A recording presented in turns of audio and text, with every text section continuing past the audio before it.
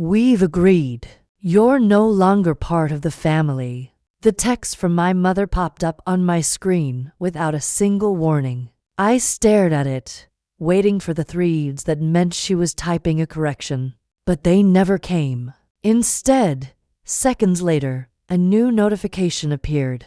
Victoria liked the message. My sister actually hearted my disownment. There was no explanation, just eraser. I looked up at the empty hospital break room and realized the truth. I was an orphan with living parents. I swallowed the Lumpen Mibberner address I'd created years ago for junk mail. Then I changed the password. It was a small silent click, but it felt like slamming a heavy door. Just like that, they were locked out of their own digital history. Next came the insurance portal. I pulled up the supplemental health policy that covered Jackson's prescriptions and Shell's necessary dermatology visits. The premium was $300 a month, automatically deducted from my checking account. I didn't just cancel it. That would trigger an email notification. Instead, I went to the payment methods. I deleted my card and left the field blank. Then, I checked the box for paperless billing. The confirmation screen flashed green. Changes saved. They wouldn't know. They wouldn't get a letter in the mail. They wouldn't get an email warning. They would find out in 6 weeks when Jackson went to pick up his blood pressure medication, and the pharmacist told him his coverage had been terminated for non-payment. It was a ticking time bomb buried under layers of administrative silence. I sat back, the plastic chair digging into my spine. I should have felt guilty. That's what they trained me to feel. For years, I was the safety net they walked all over. The one who made sure the bills were paid and the lights stayed on while they played at being wealthy. But looking at that screen at the empty payment field, I didn't feel guilt. I felt lighter. In there, you don't fight a hemorrhage with tears. You apply a tourniquet and wait for the lymph to go numb. I closed the laptop and picked up my phone. I didn't send a goodbye text. I didn't try to defend myself. I just went to my contacts, found Mom, Dad, and Victoria, and hit block caller. The break room door opened. Dr. Evans stuck his head in. "Hannah, we've got a multi-car pileup coming in." 5 minutes out. I stood up, smoothed my scrubs, and clipped my badge back onto my chest. "I'm ready," I said, and for the first time in my life, I actually was. The next morning, I didn't wake up to an apology. I woke up to a war. My phone was filled with notifications. 11 missed calls from Shell, 8 voicemails from Jackson, and 1 text from Victoria that simply said, "You're ruining everything." I sat on the edge of my bed and listened to the first voicemail. "You ungrateful brat." Jackson's voice snarled through the speaker. "You think you can just cut us off after everything we've done for you? Fix this immediately, or I'm calling a lawyer. Do you hear me? I will ruin you." I deleted it. They talked about everything they'd done for me like it was a long list of sacrifices. But I had my own list. A ledger of invisible labor that I'd carried in my head for years. 3 years ago, Jackson had called me in a panic. He was short on cash. The bank was threatening foreclosure on Oak Hill, the family estate that had been in the family for 3 generations. He begged me for help. He promised it was a one-time thing. I emptied my savings. I picked up 6 months of overtime shifts, working double weekends until my feet pulled and my eyes burned. I wired them $42,000 to save the house. Did they thank me? No. Shell told the neighbors that Jackson had made some brilliant investments to cover the rough patch. I was erased from the story before the check even cleared. Then there was Victoria. When she decided she wanted to be an influencer, she needed a camera, lighting equipment, and a professional website. Who paid for it? Me. $18,000 over 2 years disguised as loans that were never repaid. But the worst entry in the ledger wasn't financial.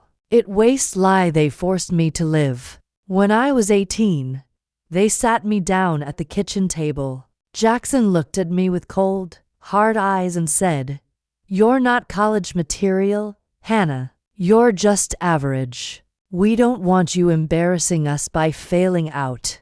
They told me to leave, but they didn't just kick me out. They handed me a script.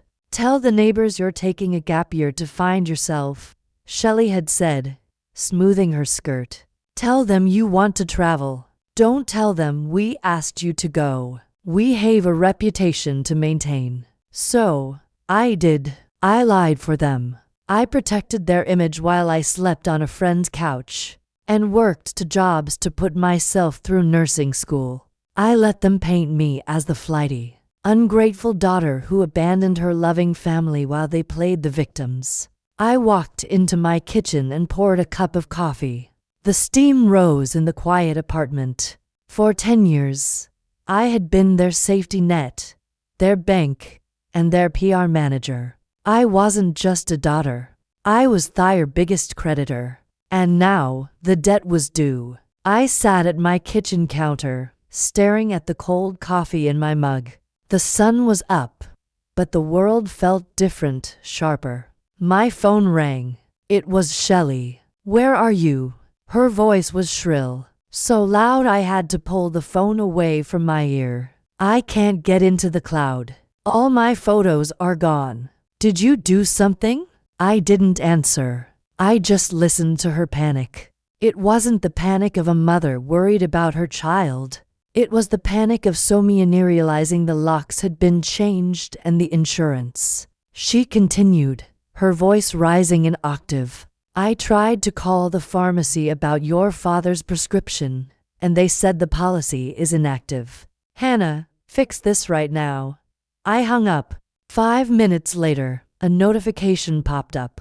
A voicemail from Jackson. I played it on speaker. His voice was low, controlled. The kind of voice he used when he wanted to remind me who was in charge. "Hannah," he said, "I don't know what game you're playing, but you need to stop. If those accounts aren't restored by noon, I'm filing a report with the nursing board. I'll tell them you're stealing narcotics. I'll tell them you're unstable. You'll lose your license. You'll lose everything." The message ended with a click. I sat there, the silence ringing in my ears. He wasn't just threatening me. He was threatening my livelihood, my career, the one thing I had built entirely on my own. In the we call this escalation. When a patient goes from yelling to throwing punches, you stop negotiating. You call security. But I didn't call security. I called my lawyer. Or rather, grandfather Arthur's lawyer. Mr. Sterling answered on the second ring. "Hannah," he said, his voice grave, "I was just about to call you. Your grandfather passed away early this morning." I closed my eyes. Grief washed over me, heavy and suffocating. Arthur was the only one who had ever seen me, the only one who had ever treated me like I mattered. And now he was gone. "The funeral will be private," Mr. Sterling continued per his instructions. "But the will reading is scheduled for tomorrow at 10 a.m. at Oak Hill. Your parents and sister have been notified." "I'll be there," I said. "Hannah," he added, his tone softening, "be prepared." I spent the rest of the day preparing, not for the grief, but for the performance. I stood in front of my bathroom mirror. I relaxed my shoulders, letting them slump forward. I practiced looking down, avoiding eye contact. I made my hands tremble slightly. I went to my closet and pulled out an old gray sweater. It was 2 sizes too big, the sleeves fraying at the cuffs. I pulled it on. In the mirror, I didn't look like a competent nurse. I looked like a frightened child in the air. I whispered to my reflection, "You don't fight a drunk patient. You let them swing until they tire themselves out." Jackson and Shelley wanted a victim. They wanted the weak, indecisive daughter they could bully into submission. Fine, I'd give them an Oscar-winning performance. The library at Oak Hill smelled of leather polish and old money. It was a room designed to make you feel small. Floor-to-ceiling bookshelves, heavy velvet drapes, and a mahogany desk that looked like it belonged to a head of state. I sat in the corner, sinking into an oversized armchair, pulling the sleeves of my gray sweater down over my hands. Jackson and Shelley sat opposite the desk, their posture rigid. They were dressed in designer morning black, impeccable, expensive, and utterly soulless. Victoria was scrolling on her phone, her heels tapping a rhythmic, impatient staccato on the hardwood floor. When I walked in, Shell glanced at me, her lip curling slightly. "Oh, Hannah, you made it. There's coffee in the kitchen if you want to make yourself useful." I didn't move. I just stared at the floor and mumbled, "I'm okay, thanks."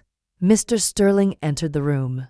He didn't look at my parents. He sat behind the massive desk, opened a thick file, and adjusted his glasses. "Thank you all for coming," he said. His voice was dry, devoid of the sympathy my mother was clearly fishing for. Arthur left very specific instructions regarding the distribution of his estate.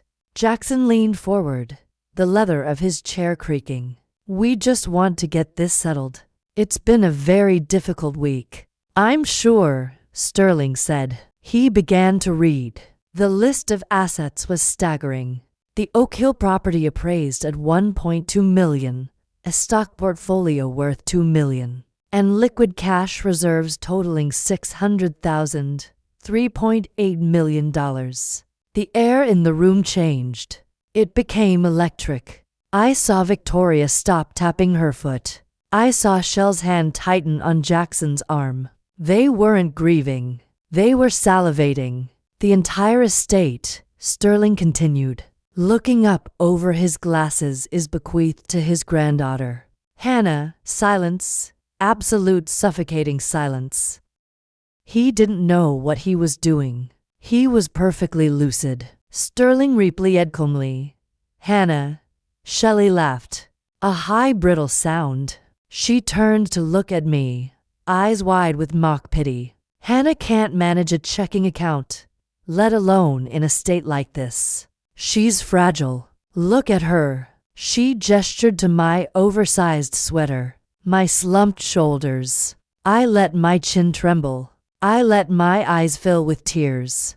I played the part perfectly. While they judged me, I studied them. In there, you learn to spot fake wealth. Jackson's Rolex ticked instead of sweeping a counterfeit. Shell's Keyserant for her Mercedes, but a generic rental tag. They weren't just greedy. They were broke. The threats, the pressure, it was survival. Designer clothes masking desperation. I played frightened when Jackson demanded guardianship of the estate. I claimed I was just a nurse, panicked over taxes and lawsuits. Sweat slid down his temple as he checked his watch. He needed cash before 5.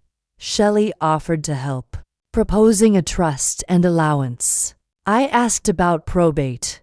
Sterling explained a shortcut. If my parents swore I wasn't fit, they could gain emergency control, but only by signing a waiver. Jackson didn't hesitate. He saw rescue, not danger. Shelley and Victoria signed, too. Then I straightened. Sterling calmly invoked the will's competence clause. Anyone challenging the heir forfeited their inheritance. Jackson instantly lost his $150,000 bequest. His face drained. That money was already promised to a lender. They accused us of trickery. I met his stare. It wasn't a trick. I said it was a test. "You failed with 12 minutes left before foreclosure," he begged. I called the police instead. They left in silence. Weeks later, the bank took their house. The cars, clubs, and prestige vanished. I kept Oak Hill. On my first night inside, I found a forgotten photo of myself, small, hopeful, hidden behind a vase. I threw it away, not for revenge, for the girl who thought she wasn't enough. If you're still waiting for people like that to change, stop. Don't give them the keys to your life. Change the locks instead.